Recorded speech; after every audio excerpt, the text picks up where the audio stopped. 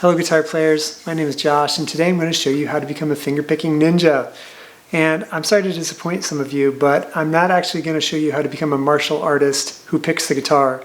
But what I am going to do is show you how to do an exercise that will help your fingers to feel very nimble, like where you can pick with confidence, even difficult passages where your fingers just feel like they have a mind of their own and they're going to go wherever they need to go and not feel like you're struggling to find the next note.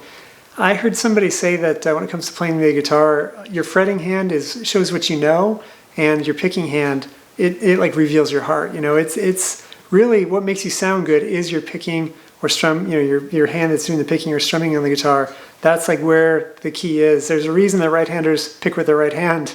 I used to always think that was kind of weird because this stuff over here is so hard sometimes, but this is the hand that really needs to be super accurate. And, you know, I think that if we were going to talk about how to get really good at fingerstyle guitar, like everybody would say it just takes a ton of practice. If you want to get good at fingerstyle, you practice and you practice and you practice. But I found that one limitation I have in practicing a lot is that, you know, eventually my fingers just can't take anymore, my fretting fingers, you know, and of course it could be you start feeling tendonitis in your wrist or, you know, or problems in your hand or your fingers, just maybe you get a pinched nerve or you have trouble with your fingers. And that's no good. We don't want to have injuries. And so we don't practice so much that we start getting injuries. That's no good at all. You definitely got to watch out for that as a fingerstyle guitarist. But one thing that I found is that my picking hand never has any problems. It just feels healthy all the time. But if I practice too much, this hand starts getting worn out. And so the thing that I discovered is that, and this kind of helps both these problems of how do you practice more as a fingerstyle guitarist without getting injured, and then also how do you help your picking hand learn to, you know, just to be more accurate. And so what I started doing is I started muting the strings with my left hand and then just practicing picking with my right hand. And I first discovered this when I was playing a really difficult passage of somebody else's music and I was trying to figure it out and I just couldn't pick it. And so I thought, well, I'll just mute my hand and just play that picking pattern over and over again, whatever it was. And I realized that this like completely transformed how I was trying to play that passage. I went from really struggling to get it to learning to play it like relatively quickly. And I thought, you know what, I'm on to something with this trick here. And so I started doing it a lot with all kinds of different picking patterns. And I just started inventing picking patterns for myself. And so I do this quite a bit really throughout the week. I practice it at least several times. I try to do it every day. There's days when I'll sit there and just pick away for like a half an hour, but that's not what I usually do. But I mean, the more you can do it, the more it will help you, and so it will help increase your practice time without injuring your fingers and help you really feel nimble. So I have at my website, I'll put a link in the description below where you can go and download this PDF file. It's got some picking exercises that I have come up with. But you know what? You don't necessarily need this. You can take some tab from your favorite guitarist, you know, some song you're struggling to learn, and take one measure and just say, okay, I'm going to learn to pick that measure. And you just, you know, you just mute the strings over here and you just, you know, just pick it over and over again.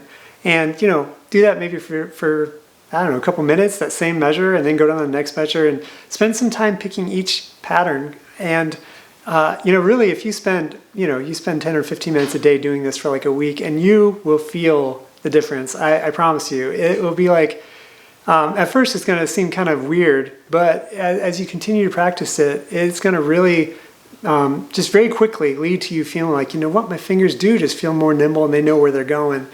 And so I just want to share that with you. It's one of the best tricks that I know about, and I've not really seen anybody else talk about it, so I'm sure there's other people that do it, but so I just wanted to share that with you. These picking exercises here, I give you some good examples that will kind of challenge you, and on there I use the PIMA thing, you know, sort of P for thumb, and then the I for the index, M for middle, and A for the third finger. I don't know why it's an A, but that's kind of the standard notation of showing which finger to pick with. And I actually do hybrid picking, so when I do the PIMA, I'm actually only using two fingers and a pick, so where it says I just use my middle finger. But so it starts there with the forward roll, just kind of like starting on the D string. This is a picking pattern known as the forward roll, and so it just kind of has you doing that indefinitely there. And this is one of those things where you can set a metronome and just sit there and just play with the metronome. You know, if it's beep, beep, beep, beep, like that, and just keep going. And then when you feel like you're just nailing it every time, speed it up a little bit and keep speeding up to where you can do this faster and faster and faster. And staying accurate though, don't just play fast just to play fast, but you want to keep the rhythm nice and accurate. The second example has the forward roll with the bass note moving around. And so that's kind of another challenge. And that's the neat thing with this is you think that it's kind of boring because you're just sitting here plunk, plunk, plunk, plunk, plunk, plunk. But I promise you, you can really challenge yourself with these picking patterns. You know, if something's too easy for you, make up a variation that makes it harder. Really, just because it's a picking pattern you wouldn't necessarily play, that doesn't mean it's a bad thing to practice like this, because your fingers are, they're just growing in their abilities to reach the strings as you're doing some different things. So some things I've come up with, like I would never play probably in a song, but they sure trip the fingers up and make it so the fingers have to learn to run around on the strings. So that's really, really helpful. One of the things on the second line, there's a second example on the second line, is that where the two fingers play on one string, where they're playing like that. And this has been a really helpful thing for me. It used to be that when I had a song with a fast melody line, I either had to try to play it with one finger, because I kind of had a one finger per string mindset, or I would have to do hammer-ons and that kind of thing. And so I was limited. There's a lot of faster songs I couldn't come up with an arrangement for because I couldn't figure out how to play those fast melodies with my finger picking limitations. But then I saw a classical player using two fingers to pick one string where they're kind of alternating like that, and I thought, okay, that's a cool idea. And so I started doing that more. And so in faster songs where there's a quick little run, if I'm not doing hammer-ons or pull-offs, if that's not going to fit that situation, I will use two fingers on the same string to get a couple of notes in rapid succession. And actually on the third and fourth lines there, I use there's kind of a scale picking exercise there. The fourth line actually shows the notes, and so you can play that scale there, but it shows this, kind of exercise where it's like picking like that. My guitar is tuned down a step right now, so if you're tuned to E, then this is not going to sound the same.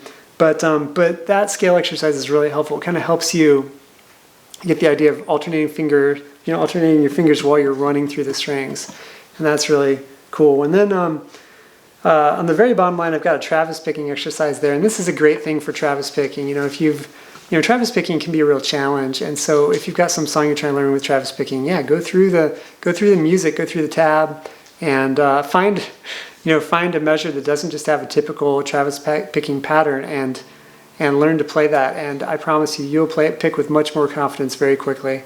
So I hope this has all been helpful for you. I'm going to be doing some more lessons soon. Thank you so much. God bless. Bye.